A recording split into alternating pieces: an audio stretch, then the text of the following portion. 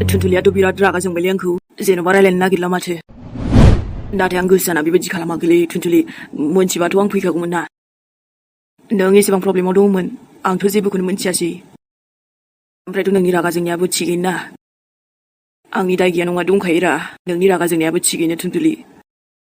मानोथो रागा जोङा जानो दे सोरबा इसेबां नांगौआव फन हरबाबो मोनाबा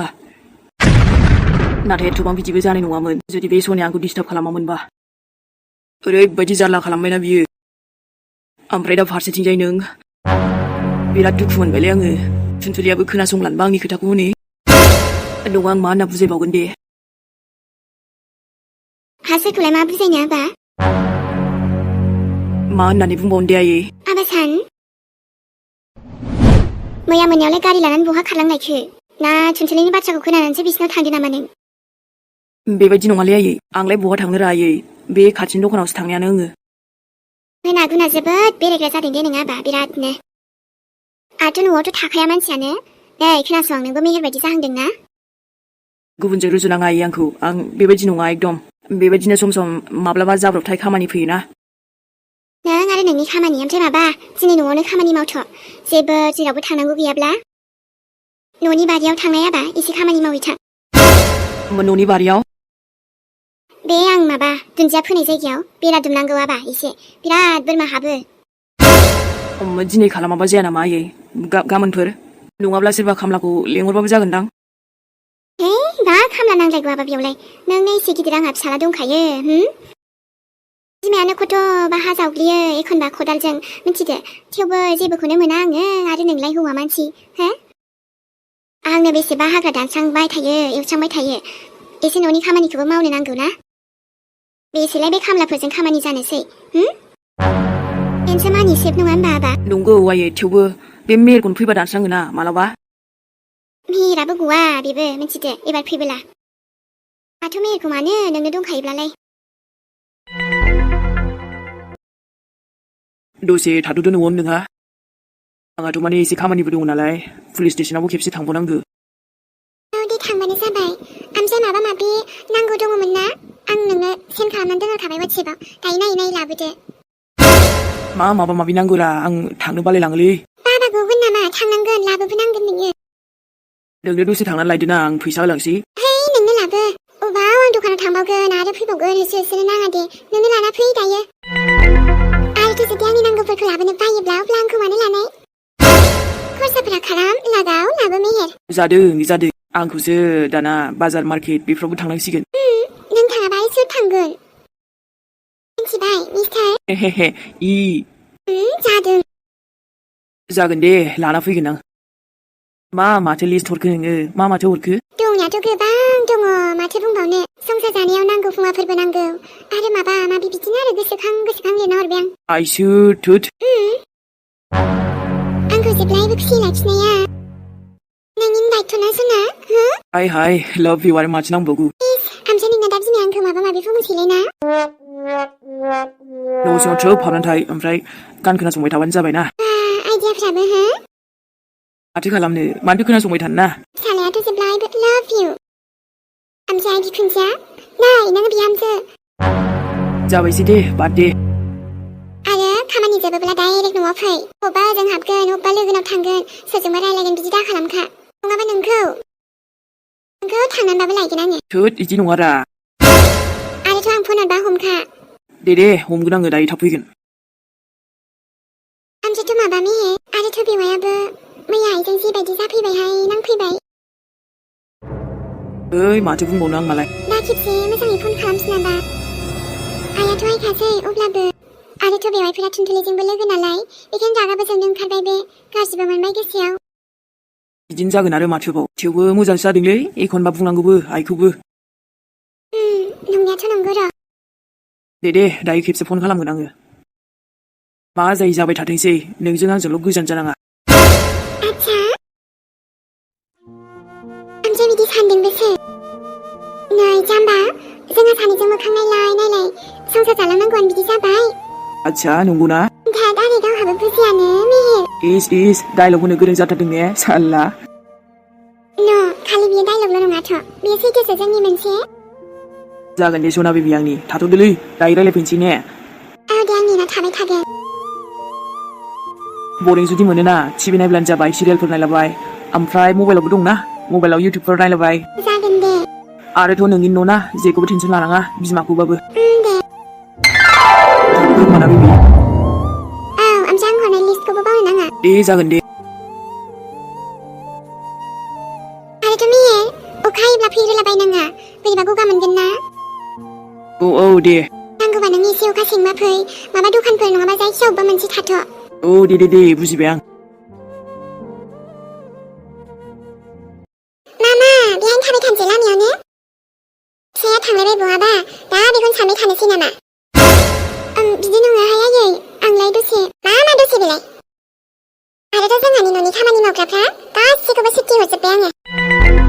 नाथाय मानो आयै आरे हामानोथो नाथाय जाबावनांगौ जाखो नोंनोथ' दंखायो बेफोर खामानिफोरखौ मावनो गासैखौबो अब्ला गुबुननि मा गोनांथि जागोन ना बिहामजो ना नों गिनानैसो खारगोन न' सिबनाय माबा माबि गार्डेन फोसाबनाय एसेबांखिनि रुम दङ गासैखौबो सुनांगोन बे न'खौ आरोथ' बाखि खामानिखौलाय माथो बुंबावनांलायगौ नोंनो हा मोनथिजोबखायो नङा होमबा आंथ' सानो बेफोर नोंनि थाखाय जेबोआनो नंखायादां ने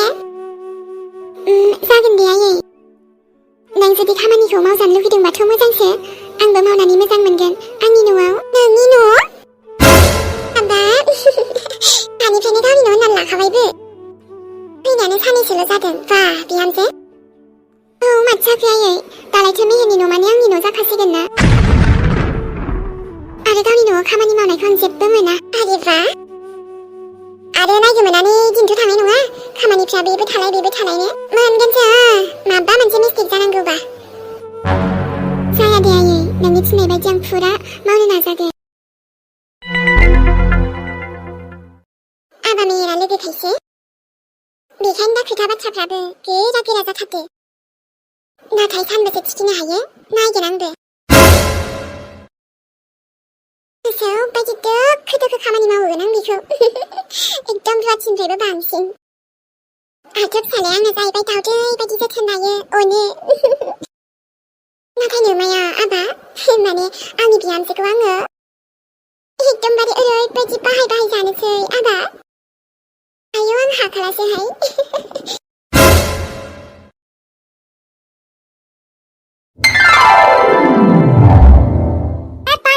पानीपुरी गोलगप्पा पानीपुरी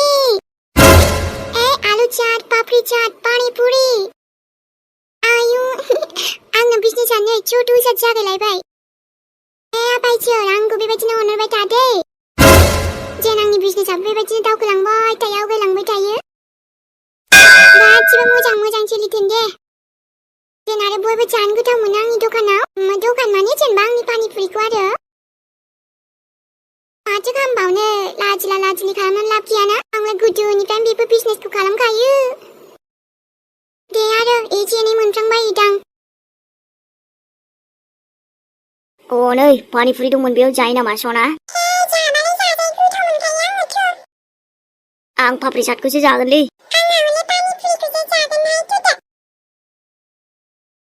सिस्टार आंनो माबा पापड़ी चाटखौ बानायदो आरोथ' दे जागोन नोंनिखौ पापड़ी चाटखौ फुल प्लेट नांगौ ना हाफ प्लेट बानायो दे हाफ प्लेटबाबो जायो फुल प्लेटबाबो जायो फुल प्लेटखौनो बानायदो दे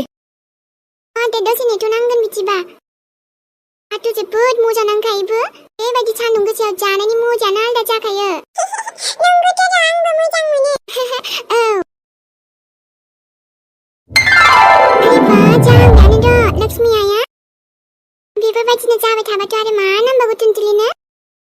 10-20 आरो दहायनि 20 थाखा ओमफ्राय दा बे 40 थाखा जाहांगासिनो दं आंनाबो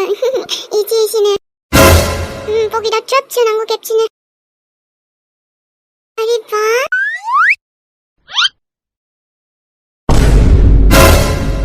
अबे माथो जराल' थांथारो आयु जेथिंनो नाय बिथिंनो जरि गोजा माथो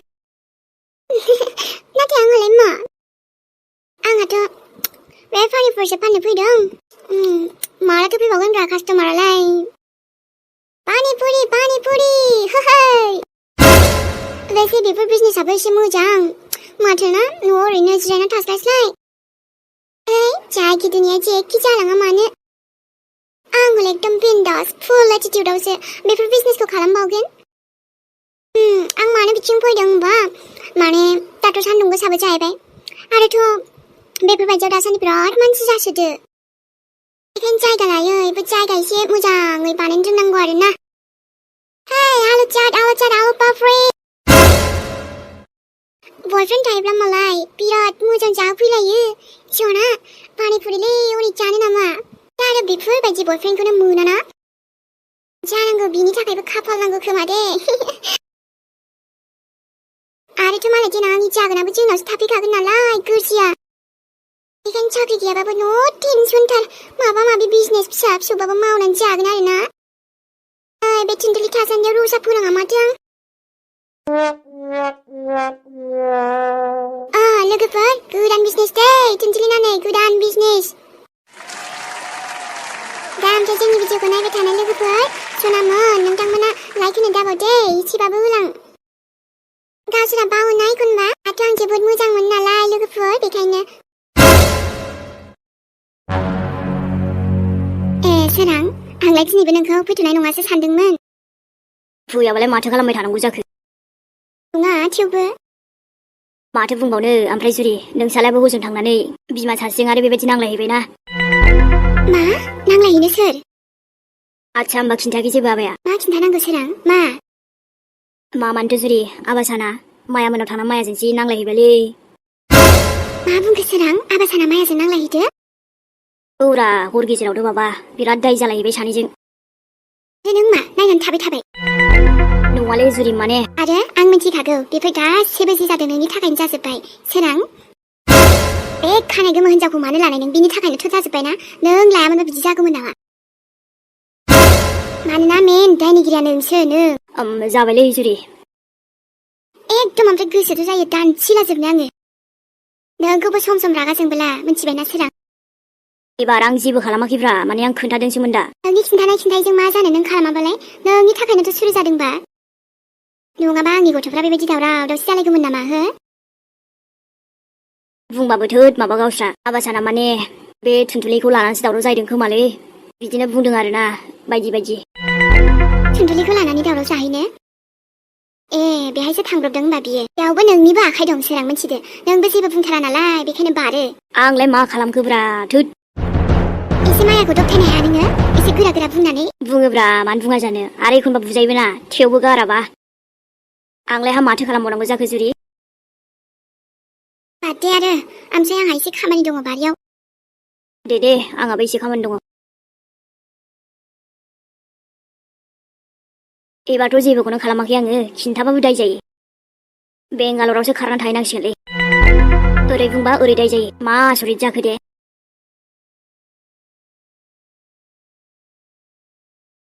फनखौथ' एसे मोजांखौनो बायखानो सानदोंमोन नाथाय दाथ'